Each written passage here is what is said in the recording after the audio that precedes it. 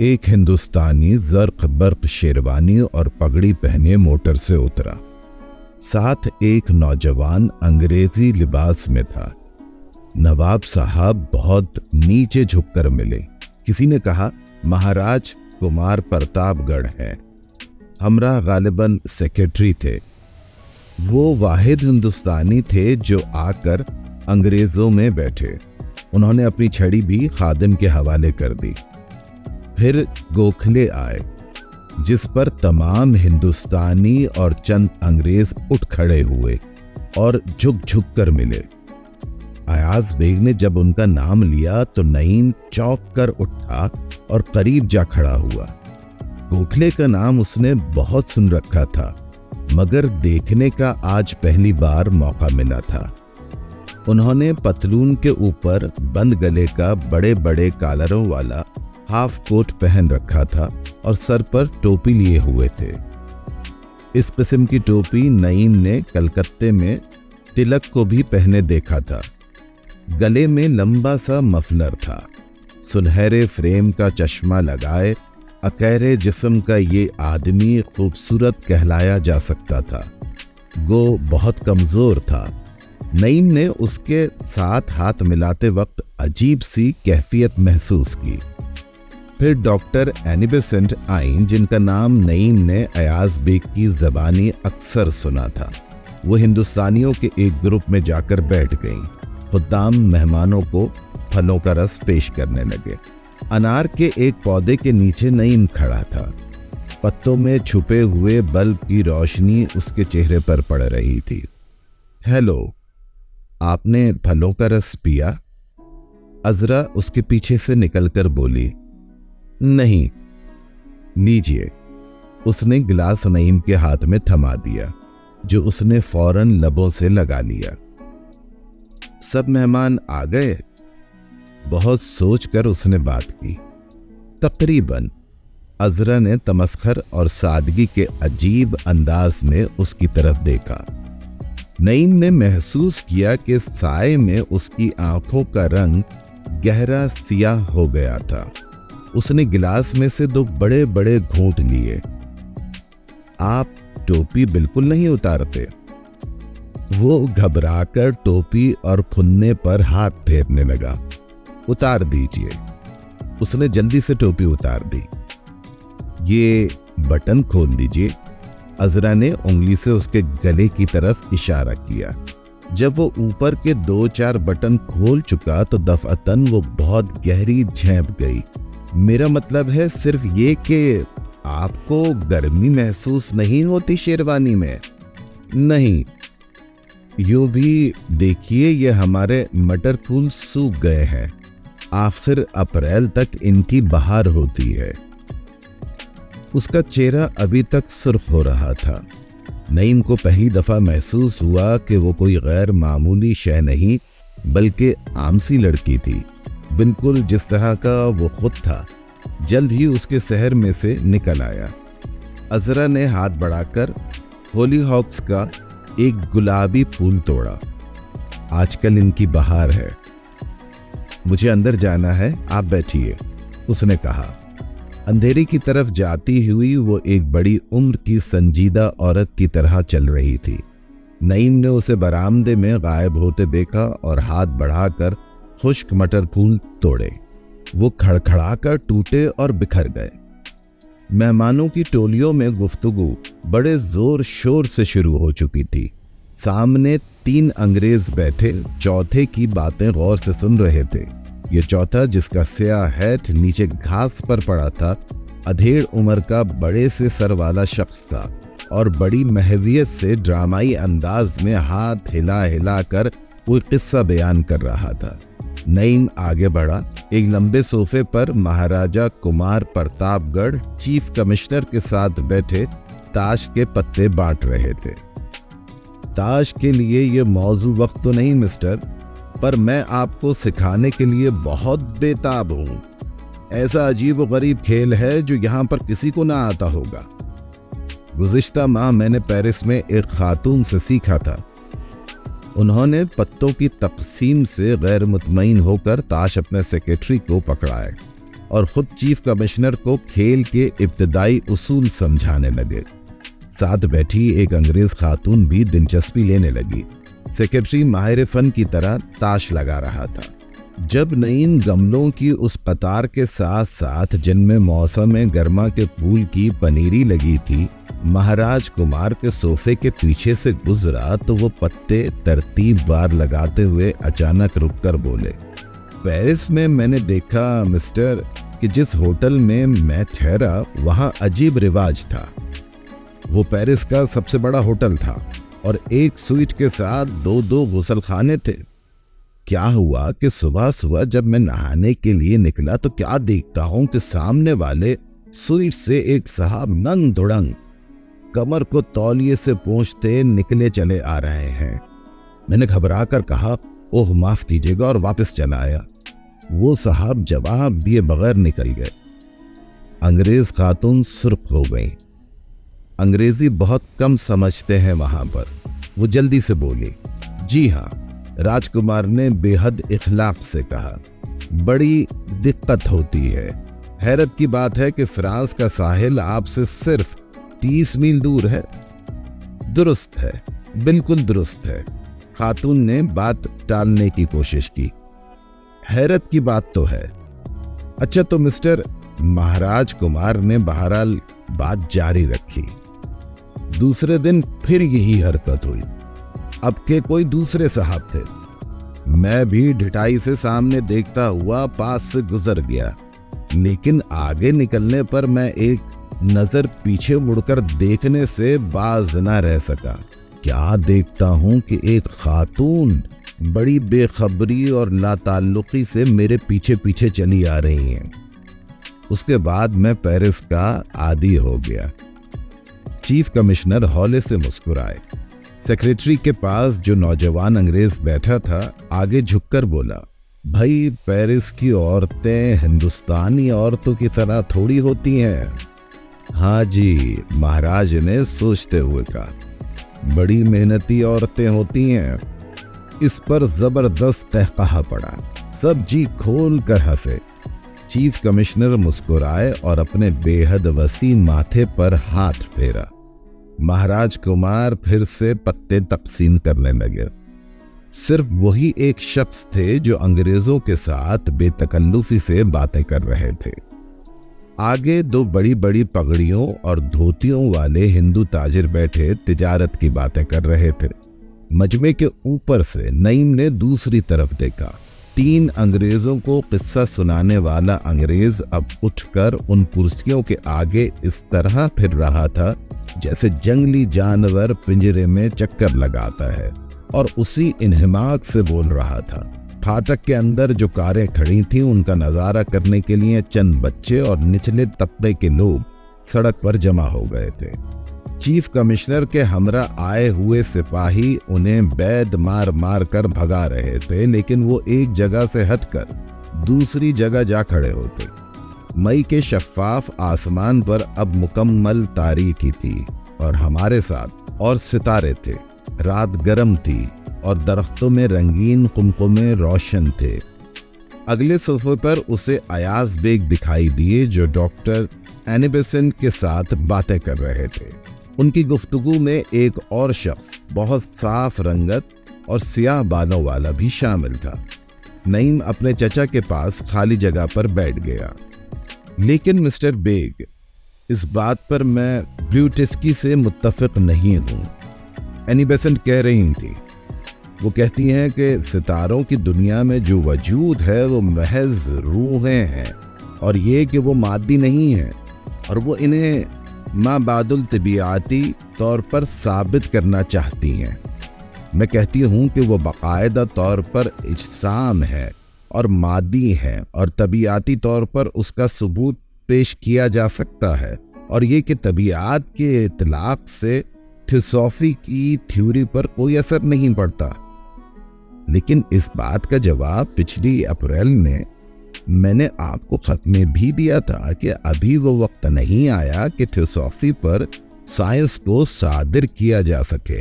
Ayaz bag बोले, science के कानून को सादिर करने का सवाल ही पैदा नहीं होता। एनी बेसेंट ने अपने दिलकश लहजे में कहना शुरू किया। सादर करना और बात है, और नईम ने उकता कर सुनना छोड़ दिया। उसकी समझ में इस गुफ्तगू का एक लफ्ज न आया था, लेकिन वो मिसेस बेसेंट पर से नजरें न हटा सका। उसके सर पर बर्फ जैसे सफेद बालों की टोपी सी बनी हुई थी और उसकी आवाज, नईम ने सोचा, शायद दुनिया की खूबसूरत तरीन आवाज थी। अपनी उम्र के बावजूद वो बड़ी पुरकशिश औरत थी। दिल में वो सोचा बैठा था, अजरा के जाने के बाद किसी ने उससे बात न की थी। उस लड़की के साथ मुख्तसर मुलाकात और उसके जारहाना अंदाज से वो झल्ला गया था। आहिस्ता आहिस्ता उसके दिल पर लड़कपन की उदासी उतर आई और इर्द गिर्द बातें करते हुए और बातें सुनते हुए तमाम आदमियों को वो खामोश रकाबत के एहसास के साथ देखने लगा। दाएं तरफ नवाब साहब, उनकी साथी अधेड़ उम्र खूबसूरत औरत, 2 अंग्रेज और एक हिंदुस्तानी छोटे से दायरे में बैठे थे। हिंदुस्तानी मुतवातिर बातें कर रहा था और उसके साथ ही दिलचस्पी से सुन रहे थे। जब वो आया तो लंगड़ा कर चल रहा था और सब लोग बड़े तपाक से उससे मिले थे। चीफ कमिश्नर और महाराज कुमार के बाद उसकी कार सब कारों से ऊंची और चमकदार थी। उसके पहियों के तार बिजली की रोशनी में चमक रहे थे। उस वक्त उसकी टांग जो खराब थी, बिल्कुल सीधी अकड़ी हुई कुर्सी पर से नीचे सब्जे तक आ रही थी, लेकिन उसकी बातों के हल्ले में कोई उसकी टांग से दिलचस्पी ना ले रहा था। उसके चेहरे से जहानत टपकती थी। नवाब साहब के खास मुलाजिम ने एक राइफल और एक बड़ी सी पिस्तौल, जिसके पीछे लकड़ी का दस्ता लगा था, लाकर उसे पकड़ाई और वो तारीफी नजरों से देखता हुआ कुछ कहने लगा। नईम ने जब दोबारा एनी बेसेंट की तरफ देखा तो वो कह रही थी, मैं भी गोखले से मिलना चाहती हूँ, बहुत कमजोर दिखाई दे रहे हैं। फिर वो अयाज बेग और स्याह बालों वाला शख्स उठकर लॉन पार करने लगे। नईम भी उनके पीछे पीछे हो लिया। जब वो लंगड़े बातूनी शख्स के करीब से गुजरा तो उसने सुना वो कह रहा था, ओह ये जर्मन कमबख्त ऐसी मशीन बनाते हैं, अब देखिए इस सारी पिस्तौल में आपको एक भी कील रिवेट नजर ना आएगी, सारा वेल्डिंग का काम है। ये असल मर्द का खेल है। 4 साल शेर के शिकार को चीफ कमिश्नर के साथ जो मैं बंगाल गया, नईम गुजर गया। बातों का शोर उरूज पर था। जब वो दूसरी तरफ पहुंचा तो उसके साथ ही झुक झुक कर गोखले से मिल चुके थे और खैरियत पूछ रहे थे। वो सोफे के पीछे जाकर अंधेरे में खड़ा हो गया। गोखले आने वालों को जगह देने की खातिर खिसक कर सोफे के कोने पर चले गए, जिससे उनका चेहरा अचानक रोशनी में आ गया। हम यही बात कर रहे थे। मैं इनसे कह रही थी कि मिस्टर गोखले की मजलिस खुद्दाम हिंद खालिस थियोसॉफिकल उसूलों पर बनाई गई है, एनी बेसेंट ने कहा, लेकिन उन्हें सिर्फ लफ्ज हिंद पर एतराज है, यानी खुद्दाम इंसानियत क्यों नहीं? अयाज बेग बोले, या खुद्दाम थियोसॉफी? स्याह बालों वाले शख्स ने मुस्कुरा कर कहा। उसकी बात सुनी अनसुनी करके एनी बेसेंट फिर बोली, इससे आप मानेंगे कि तहरीक महदूद हो जाती है। गोखले संभल कर बैठे और अपने बूढ़े हाथों में छड़ी को फिराने लगे। थियोसॉफी, उन्होंने धीमे लहजे में बात शुरू की, फिर चश्मा उतार कर साफ किया और दोबारा लगा लिया। थियोसॉफी मिसेस बेसेंट ना साइंस है ना सियासत, महज फलसफा है। सियासत चंद मादी फवाइद का नाम है, जैसे बेहतर खुराक, बेहतर लिबास, बेहतर रिहाइश, उन्हें हासिल करने का तरीका। और थियोसॉफी या किसी भी गैर मादी या गैर अमली फलसफे पर यकीन करके हम ये चीजें हासिल नहीं कर सकते। मादे का एक हजम होता है और वो एक खास जगह घेरता है। वही मादा उससे ज्यादा रकबे की जगह नहीं घेर सकता, चुनाचे महदूद है। हम मादे या सियासत को गैर महदूद नहीं कर सकते। खुद्दाम हिंद के उसूल और तरीक़ाकार को खालिसन मादी तो नहीं और उन्हें किसी हद तक रूहानी कहा जा सकता है, क्योंकि जो लोग मजलिस में शामिल हैं उन्हें अपने हर आराम और आसाइश को तर्क कर देना पड़ता है, लेकिन वो काम करते हैं दूसरे लोगों की बेहतरी की खातिर। और ये दूसरे लोग हैं हिंदुस्तान के लोग। यही हिंदुस्तान का लफ्ज़ मजलिस को एक मादी शक्ल दे देता है। एनी बेसेंट कसमसाई, मगर जब बोली तो उनकी आवाज़ कम दिलकश न थी। लेकिन मैं नहीं समझती कि आप वसी तर मकसद और इस्तिलाहों से क्यों घबराते हैं। काम जो भी हो, एक बड़ा नाम काम और मकसद को वसअत बख्शता है, लेकिन ये अजमत और वसअत तो आप समझती हैं, या नवाब साहब समझते हैं, या कर्नल ओलकाट समझते हैं। मेरे मुल्क के ये छोटे छोटे लोग न ज़हीन हैं न रूहानी बुजुर्ग, तो वो अपना गंदुम बोना जारी रखेंगे। लेकिन अगर कहा जाए कि हिंद के लिए अपने फला भाई फला बहन के लिए आओ, तो देखिए मिसेस बेसेंट। गोखले ने एक हाथ से चश्मा उतारा और दूसरे हाथ की उंगली हिलाते हुए बोले, ये लोग जो खेतों में और सड़कों पर और गलियों में काम करते हैं वो ज़हीन और रूहानी नहीं, मगर अक्लमंद ज़रूर है। वो अपने गांव, अपनी ज़मीनों, अपने माँ बाप और बच्चों के नाम पर ज़रूर आएंगे, और इसीलिए किसी सियासी तहरीक को गैर महदूद नहीं किया जा सकता। इस लहज़े नवाब साहब जो करीब से गुजर रहे थे चौंक कर रुके। खूब हर तरफ सियासी तहरीकात की बात हो रही है। आप बड़े कमज़ोर नज़र आ रहे हैं मिस्टर गोखले। आपकी ज़ियाबतीस कैसी है? खराब ही जा रही है। सेहत या मौत का गम तो नहीं, गम है तो मोहब्बत का। मोहब्बत का? स्याह बालों वाला आदमी मुस्कुराया। एनी बेसेंट खूबसूरती से चौंकी। जब से पैदा हुआ है मीठे से मोहब्बत करता रहा, अब इधर 10 बरस से मीठा हलक से नहीं उतरा। वो हंसे। मगर यही क्रिसमस पर जब बांकीपुर आप आए तो आप सेहत में थे। आप कांग्रेस के इजलास पर बांकीपुर में थे। एनी बेसेंट ने बात काट कर कहा, हाँ मैं था। गोखले थे, महाराज कुमार थे, मिस्टर सिन्हा थे। नवाब साहब ने लंगड़े बातूनी की तरफ इशारा करके बताया। ओ, मैं उस वक्त हिंदुस्तान में नहीं थी। इजलास कैसा रहा? अच्छा खासा रहा, बहुत लोग आए। बंगाल की तकसीम के मुतालिक कोई रेजोल्यूशन हुआ? अरे, नवाब साहब ने दिमाग पर जोर डालते हुए सामने देखा जहां नईम खड़ा था। वो खिसक कर अंधेरे में हो गया। अरे क्यों मिस्टर गोखले? गोखले हंसे।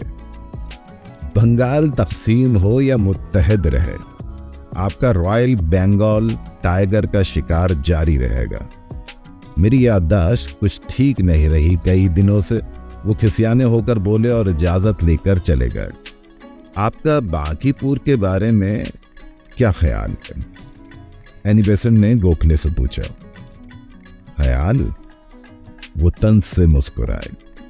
बस ऐसी ही एक पार्टी थी जैसी आज है। बड़े शानदार लोग, खूबसूरत और अप टू डेट। खूबसूरत बातें थीं, खुशगप्पियां थीं। ये तो ज्यादती है मिस्टर गोखले, मैं भी प्रेस की तरफ से वहीं था। अच्छी खासी कॉन्फ्रेंस थी। स्याह बालों वाला आदमी शुस्ता अंग्रेजी में बोला। पीछे खड़ा नईम अपनी टोपी को बुरी तरह हाथ में मरोड़ने लगा। गोखले यकलक संजीदा हो गए। आपके अखबार का कोई नुमाइंदा जुनूबी अफ्रीका में भी था? ओ हाँ, जरूर था। अखबार नवीस ने रोककर बालों पर हाथ फेरा। आप जुनूबी अफ्रीका से आ रहे हैं, मैं जानता हूं, मगर वहां का मुकाबला आप हिंदुस्तान से नहीं कर सकते। यहां तो सियासत यानी पढ़े लिखे लोगों के हाथ में है। पढ़े लिखे लोगों से आपकी मुराद यही कि तालीम याफ्ता हैं, तारीख से वाकिफ हैं। और दफअतन नईम आगे बढ़ा, जिससे उसका चेहरा जो सुर्ख हो रहा था रोशनी में आ गया। जरा सा झुककर नौमरी के जोशीले लहजे में बोला, और ये भी कि सारी कार्रवाई अंग्रेजी जबान में हुई। सबने एक साथ मुड़कर देखा। नईम के माथे पर पसीना था। उसने टोपी के फुन्ने को इस जोर से खींचा कि वो उसके हाथ में आ गया। अयाज बेग का रंग सफेद पड़ गया। ये कोई बुरी बात नहीं, इसके अलावा कोई भी बड़ी जबान सीखना मायूब नहीं बल्कि अच्छी तालीम है। अखबार नवीस ने अपने आप को संभाल कर बोला, इसीलिए कम पढ़े लिखे लोग कैद कर दिए जाते हैं। और आप क्या तवक्का रखते हैं? तिलक जेल में है। क्या? अखबार नवीस अंग्रेज का चेहरा एकदम गुस्से से सुर्ख हो गया। उसके माथे से नफरत टपकने लगी और वो बार बार मुट्ठियों को खोलने और बंद करने लगा। तो आप उसे सियासतदान कहते हैं? वो फिर उसने एक शरीफ अंग्रेज की तरबियत के मुताबिक इंतहाई कोशिश से अपने आप को काबू में किया और खुश्क लहजे में बोला, उसकी सियासत के मुतालिक तो चीफ कमिश्नर आपको बेहतर बता सकते हैं। एक अखबार नवीस की हैसियत से मैं कहता हूं कि वो अच्छा अखबार नवीस भी नहीं। अयाज बेग आसाबी हालत में दोनों पांव हिला रहे थे। अनार के पत्तों में छुपा हुआ कुमकुमा हवा के झोंके के साथ जोर से झूला और साया उनके पांव पर डोलने लगा। उसी वक्त सब लोग खाने के लिए उठना शुरू हुए। गोखले एनी बेसेंट से कह रहे थे, लेकिन चंद नौजवानों से मैं जरूर मुतासर हुआ। मोतीलाल नेहरू का लड़का भी आया था, अभी कैम्ब्रिज से लौटा है। अखबार नवीस अंग्रेज देर तक खड़ा चेहरे से हर तासुर को दूर करने के लिए माथे पर रुमाल फेरता हुआ। लंगड़ा आदमी बड़ी तंदही से बातें करता और हंसता हुआ करीब से गुजरा। नईम ने देर तक जेबों में रुमाल तलाश करने के बाद टोपी के साथ माथे का पसीना पोंछा और हुजूम में शामिल हो गया। खाने की मेजों की दो लंबी कतारें लगी थीं जिन पर सब मेहमान बाआसानी बैठ गए। सब्जी के इस कते पर रंगीन कुमकुमों का जाल बिछा था। रकाबियों में भुने हुए सालिम, मुर्ग और तीतर लकड़ी की टांगों पर खड़े थे। पुलाव अभी नहीं आया था पर खुशबू आ रही थी। 10 से ज्यादा किस्म के खाने मेज पर आ चुके थे। खानों के दरमियान चीनी की छोटी छोटी बेदाग प्लेटों में स्याह चर्बी की भद्दी मोमबत्तियां खड़ी थीं। ये मोमबत्तियां दरमियानी उंगली के बराबर मोटी और खासी बदशक्ल थीं और उन्हें रोशन नहीं किया गया था।